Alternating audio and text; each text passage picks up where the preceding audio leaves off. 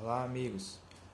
Hoje vamos falar sobre o tempo e duração do contrato de prestação de serviço.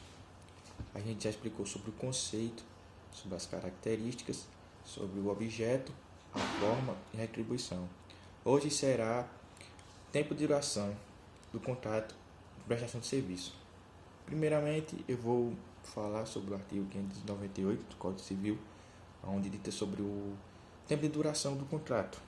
Ele fala: a prestação de serviço não se poderá convencionar por mais de 4 anos, embora o contrato tenha por causa o pagamento de dívida de quem o presta, ou se destina à execução de certa e determinada obra. Neste caso, decorridos 4 anos, dar-se-á por fim do contrato, ainda que não concluída a obra. Então, neste artigo, vai explicar que para a fixação do prazo convencional, sem a tarefa concluída, será de 4 anos. Vai existir, enfim, um ânimos de definitividade, que tem por objetivo principal assegurar o contrato de boas condições econômicas, sem perdas e danos. O mesmo contratante poderá renovar o contrato, caso ele queira.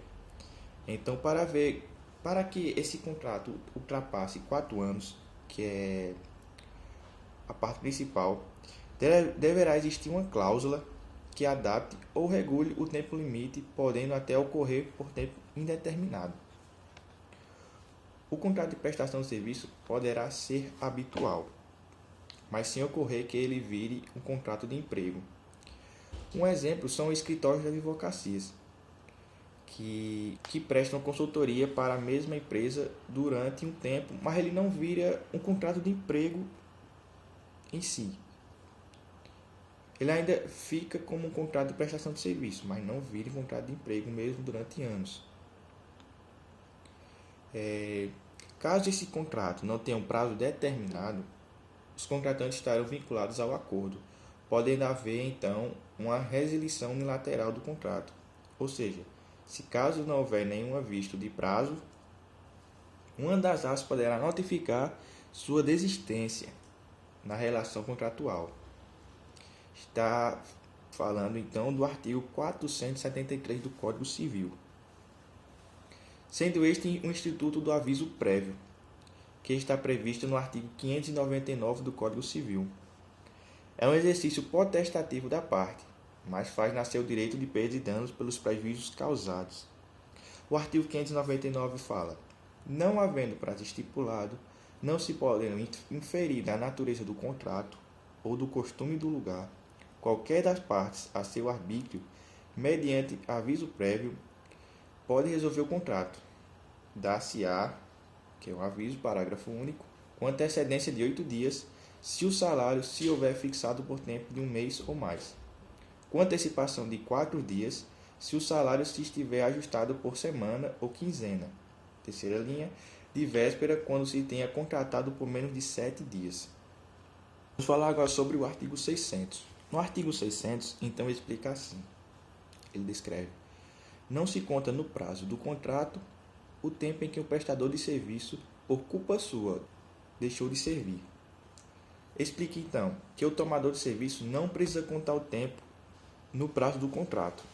O momento que o prestador de serviço não for ao trabalho, deixando de servir por culpa sua. Mas o tomador precisa contar quando a culpa não for do prestador. Exemplos como alguma doença.